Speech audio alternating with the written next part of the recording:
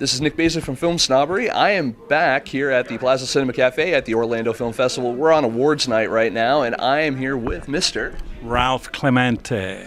Ralph, you're on the board of directors here at the film festival. You're being touted as the mentor of the executive director of the film festival, Mr. Dan Springen. How did you guys meet? How did you guys get involved together? And how did you get involved here with the festival?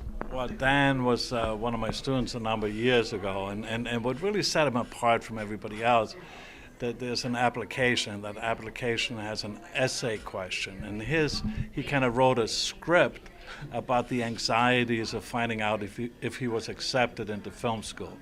So I thought that kind of set him apart, and you know, over the years, so we went through our program, and we've made about 6 feature films together.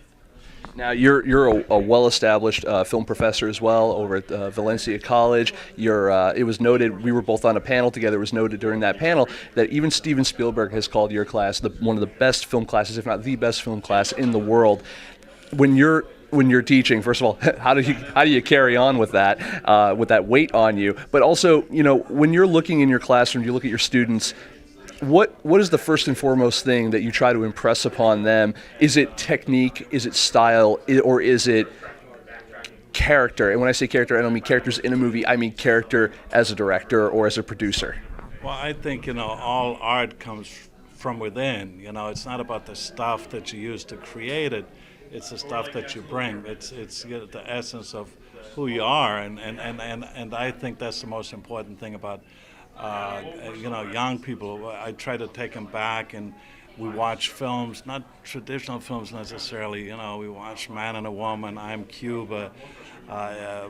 Yesterday we looked at Il Postino, Cinema Paradiso. I try to take them like places where it's not like all go, action, but it's like stories that are told cinematically.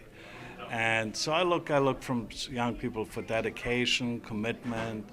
You know, talent is something you either have or you don't have. But some of the other things you can teach people, and certainly can deal with commitment. You know, the most crucial thing on a movie set almost is punctuality. You know, it's not like you got to show up on time. There are too many people. It's team art. It's a bunch of people with a common goal. So if you're late bringing the generator, they can't have the curling iron, they can't have the coffee, they can't have the makeup trailer, they can't have the coffee for the director, all these people. So it affects a lot of people. So everybody on a film set is crucial. And so that's what we try to instill.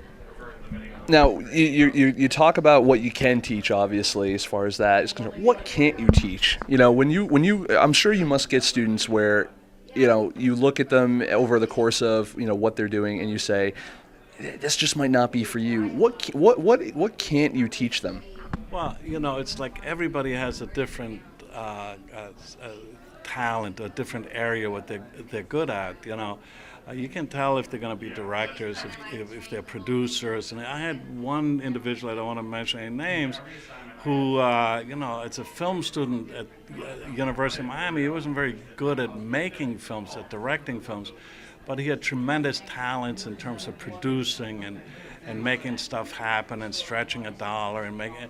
He's doing humongously, like $200 million pictures now. So we found kind of his niche and the areas of his strength, and we tied into that. You know, I had a guy a couple of years ago got a big part of the Academy Award. He designed all the sets for Benjamin Button's. And you know, he wasn't going to be a director. He came from the Savannah School of the Arts. He wanted to get more involved in films. And he came to us. So we nurture, we build on their natural talents, on who they are. Try to discover who they are, and then build on that. And that's really what I do. So I try to. I'm an enabler. I try to encourage people. I try to show people the moon, and you know, and I try to shorten the journey. You know, so you and I very similar in that regard. I as a film critic, very rarely as a film critic do I say to someone, "Oh, this sucks." I'm more about, this is maybe what you could have done better, because nothing to me feels better than watching a first-time filmmaker make a second film.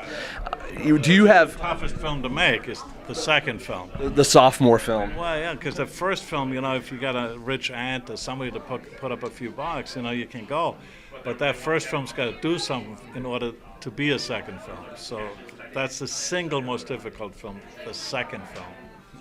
Now, I asked this question. We just had Sylvia in here. She was also on the panel with us. I asked her this question. I'm going to ask it to you as well because we were all on the panel together. We were all getting a lot of different questions from the audience at one point, the Q&A kind of situation.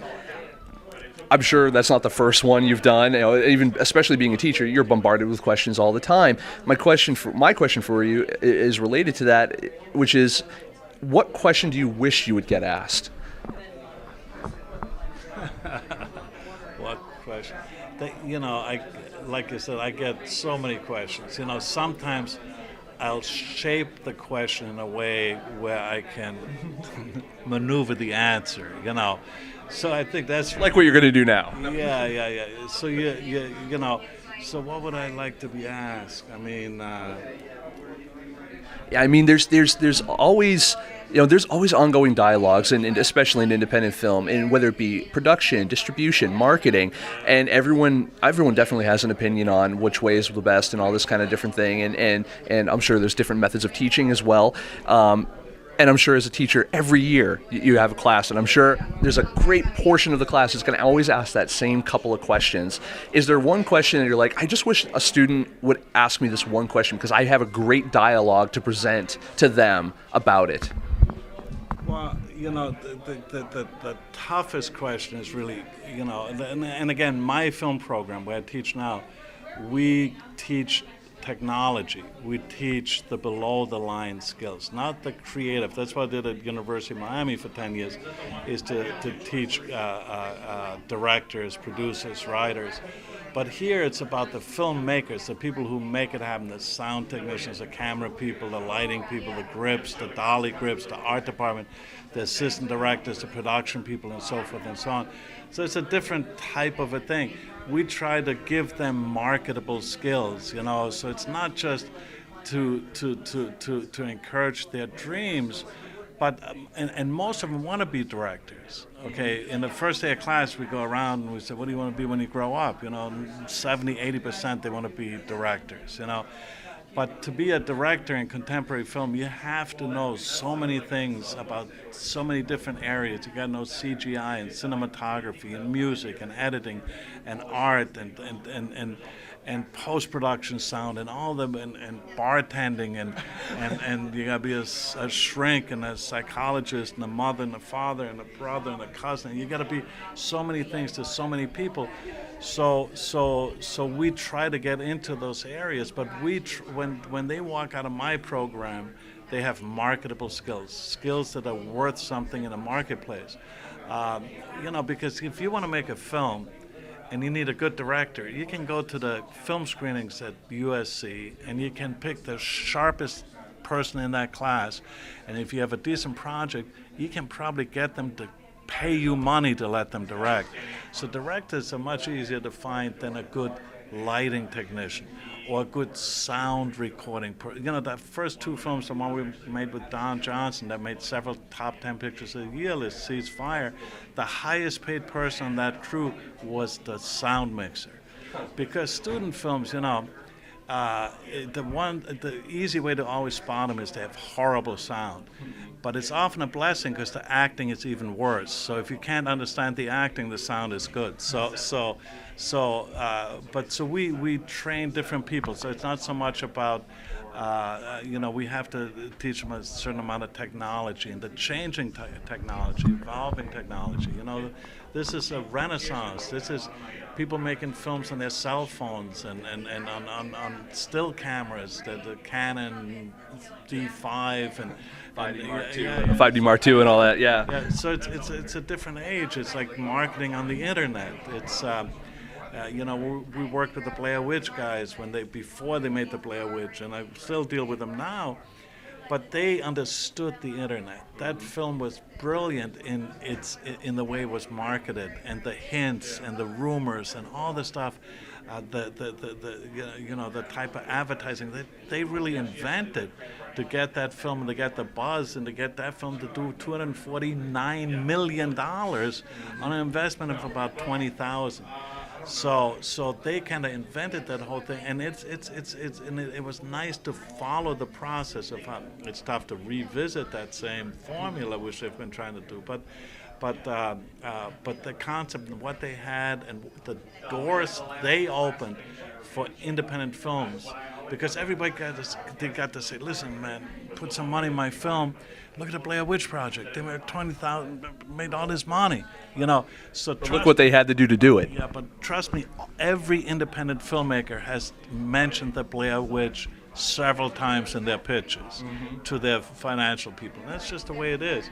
And we were lucky. I got to have them in class. A certain number of them came through my program. They went to UCF. We made all their final thesis films at Valencia. And so it was kind of nice to see that kind of success. They went to the promised land.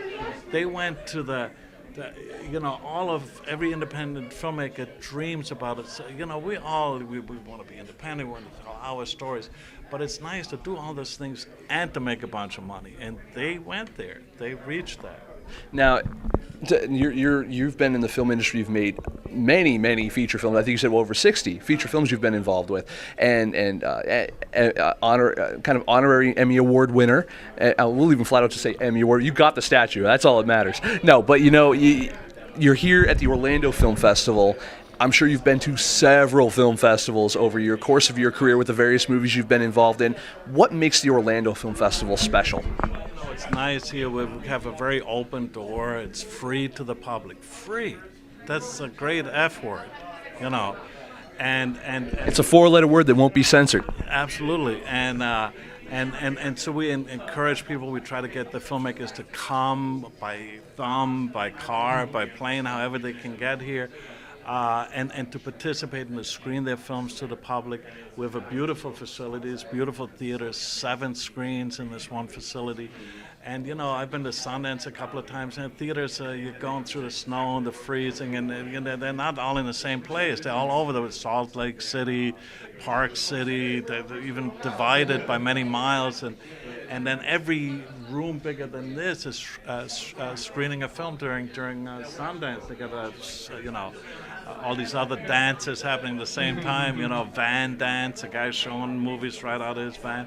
So, but what's special here is we try to do it up nice and big. We make the filmmakers feel welcome. We try to get normal audiences, people who they don't have to pay a lot of money to come. All they got to do is find a place to park, come on in, watch a film. That's a great thing to do. And so we're trying to get independent film to the masses, to make it available to the masses, and real independent films. I mean, most of these little independent films, the only time you'll ever get to see them, probably ever in any format, is at a film festival. So I think that's really what makes us different and special. I've been to Cannes a couple of times. I've been to Berlin. I've been to Venice, but this is a very unique little niche, very unique little festival, and each year we're able to make it a little bit bigger and hopefully a little bit better, and hopefully each year pick up the quality of the films and everything as well. Well, I want to thank you for being a part of the film festival this year. And that upside down there. Oh, it's back there. Okay, there you it's go. back. Off is back. I want to thank you for being a part of the film festival this year and adding your length and breadth of experience to to the filmmakers here. And we hope to see you again here. I personally hope to see you again here next year as well. Thank you, sir. Nice to see you. Hey, nice to see you too.